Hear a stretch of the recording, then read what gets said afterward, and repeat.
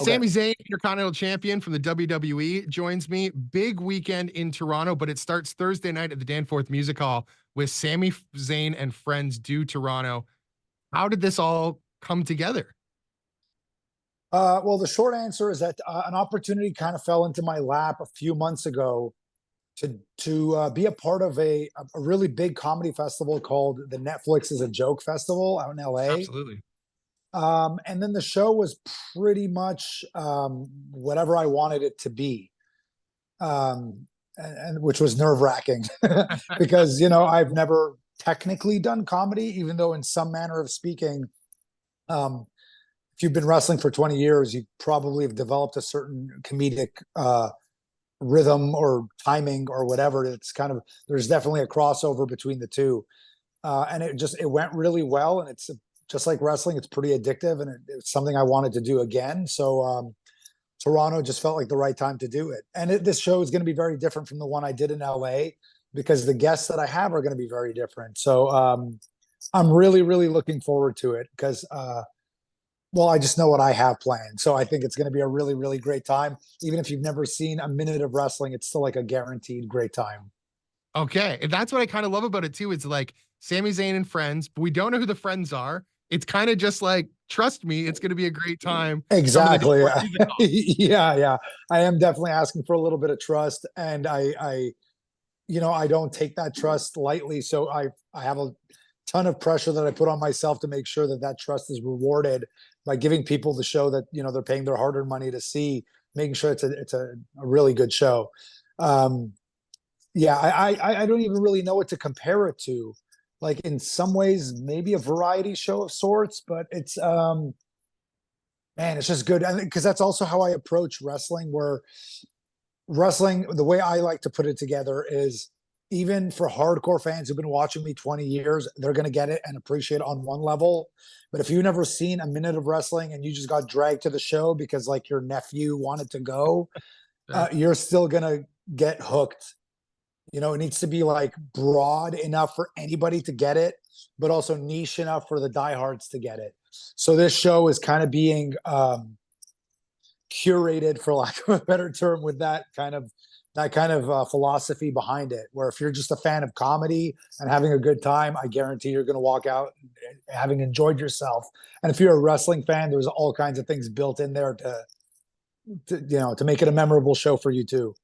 That's awesome. And I mean, I was looking at tickets, like they are flying. There's only a few left. Yeah, So yeah. We're coming close to a sellout, and I really hope we do sell it out. But it's almost there, and that's a legendary venue, as you know, being in Toronto. yes. Like so that'd be a great badge of honor to sell out the Danforth Music Hall on the 4th of July. Now I'm willing to offer this up to you. I mean, I have no wrestling background, but I am 6'4", like 240. So you're going to need extra security. I did see that Johnny Knoxville was on a flight to Toronto. You guys have had your issues in the past. If you need somebody watching a door, I'm happy to have your back. Well, I actually really appreciate that. And you are correct in saying that I did need to, unfortunately, I'm one step ahead of you. I already reached out to get some added security because, Johnny Knoxville showed up to that show in LA as well. But, I thought, okay, he lives in LA. It's deranged psychotic behavior, Right. but it could be was across in the his, street. yes, he's in Hollywood. The show was in Hollywood. I get it. But this is a new level of psychotic behavior on his part. To actually book a flight and fly yourself to Toronto internationally on Air Canada, Outrageous. which, as you know, is its own little adventure and its own little headache right there. He's To got to put get in yourself, from Pearson. Like this, yeah, it's right. already up. What he's willing to do to potentially sabotage this show is astounding. And so I have had to take some extra precautions and just beef up security a little bit. But from what I understand, Johnny Knoxville is in Toronto. So I have to be very mindful of that. Interesting. Watch for the giant mousetrap. I mean, it got you last time, but won't be fooled again, I would imagine. Right.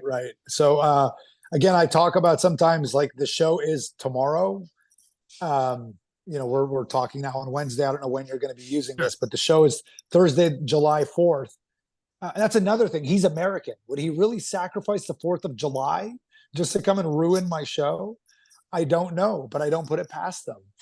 All this to say, the show is fast approaching and it's not totally set yet, which is part of what makes it like exhilarating, because it leaves a little bit of room for like improv or like, oh, this could go one way, it could go the other way.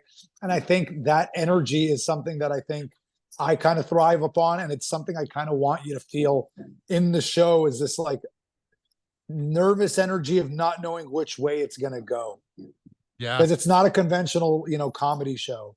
Just it's really not. Or at least I want it to feel like we are, you know what I mean? And the best way to feel like that, the best way to feel like that is to actually do it. Yeah. And then once we get through the fun of Thursday night, things get significantly more serious on Saturday. When Money in the Bank, Scotiabank Arena, Intercontinental Championship, Braun Breaker. I mean, the narrative that even Michael Cole has said on commentary saying, good luck, Sami.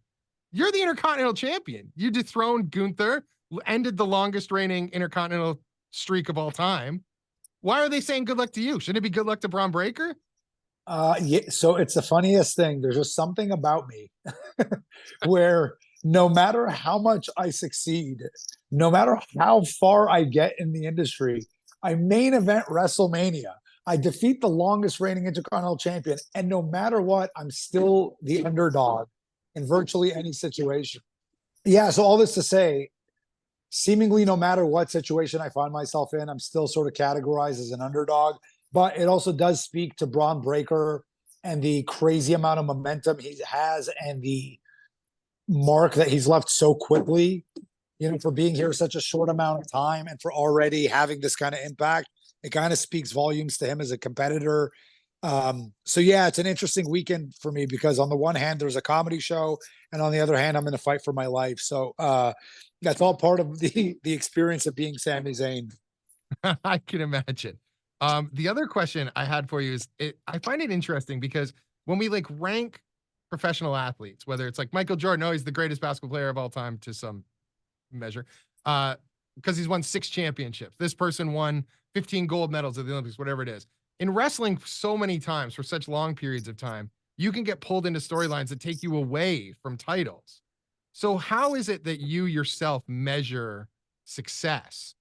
Because having Intercontinental Championship is great and having multiple runs with other titles, but that's the measuring stick in other professional sports. What do you see as the measuring stick for yourself? Oh, that's a great question.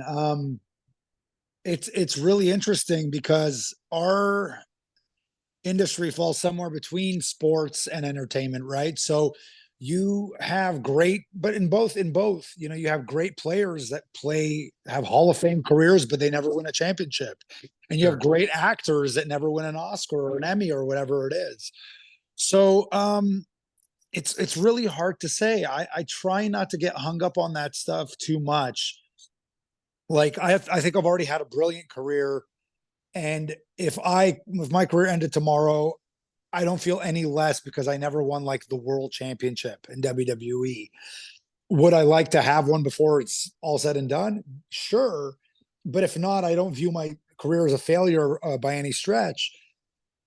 I think the mark is really just, it's almost hard to really articulate, and it's hard to, like, championships are an easy metric to kind of like measure it.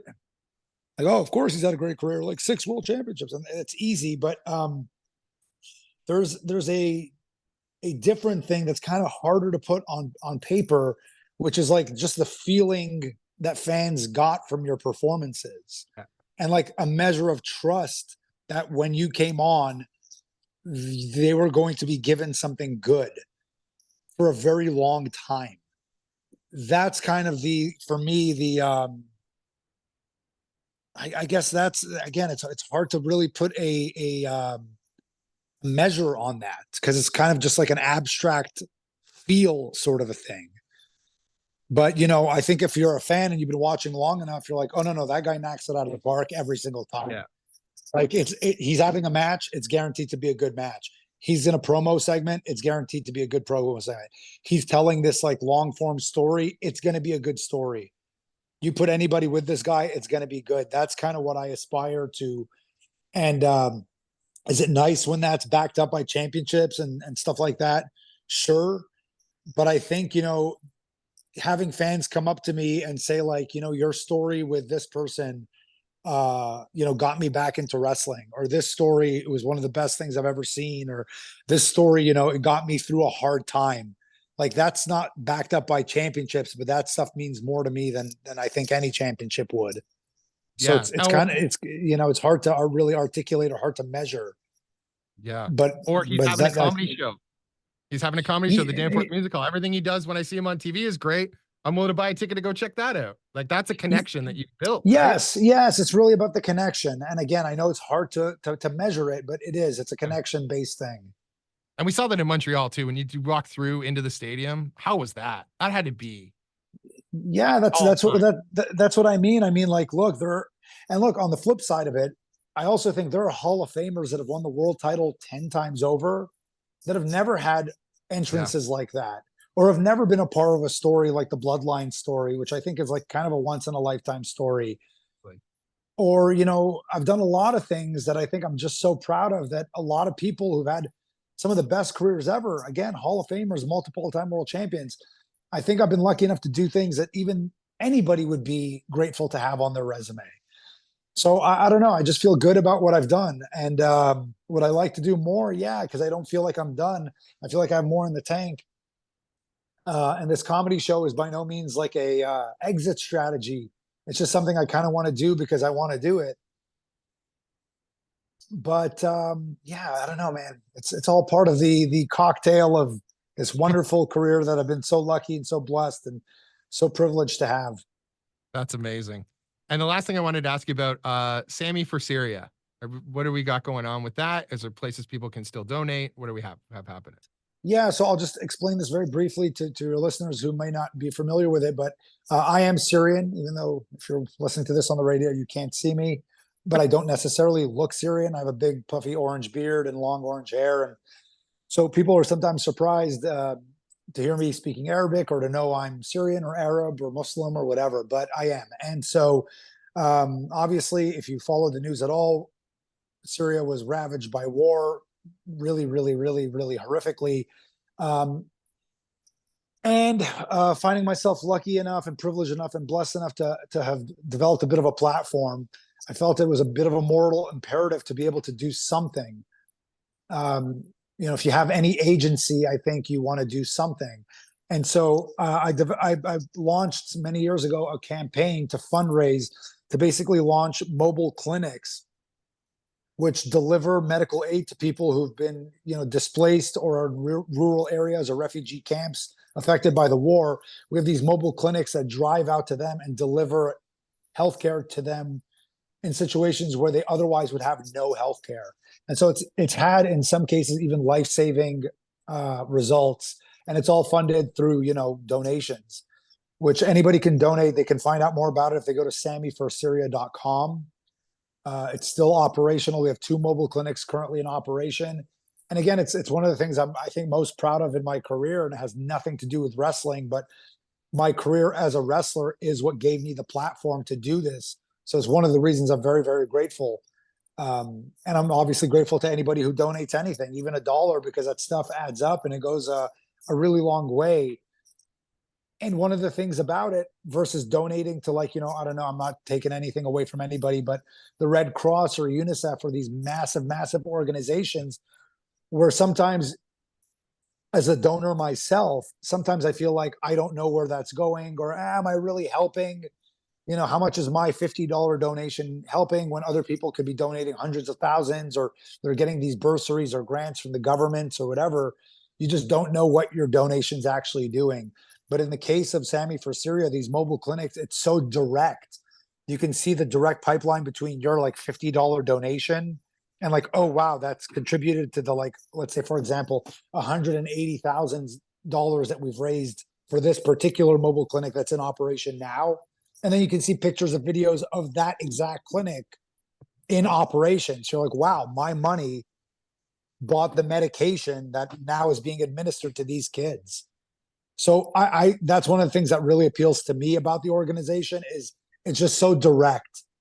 And I think that's a very satisfying thing to donors is when you can see your money in action in real time. So if anybody is interested in donating, you can go to Sami for Syria. And I really thank you for asking me that question to put more eyes on it. But you know, the things that these people have been through, it's not totally dissimilar to what you see going on in Gaza right now and what you see in the Middle East, which it's just so tragic. And I feel like a lot of these people have kind of been forgotten about because it's not really in the media right now, but there's still so many people who've had their homes blown up, who've had to move several times, and they're still living in these camps and rural areas and living in tent cities. And we're able to help them, and it really doesn't take much. So if you're interested in doing something and you've never really known how to do it, this just provides a very, very direct line between your little bit of money and life altering results. Amazing. Sami for Syria. You can check that out. I appreciate your time so much. Good luck Thursday night with the big show. We'll see how it all unfolds, and hopefully Johnny Knoxville is involved. And Saturday, and defending the Intercontinental Championship at Money in the Bank at Scotiabank Arena. Thank you. Thank you. Very big weekend, and I'm very happy to be having it in Toronto. Thank you. We will see you there.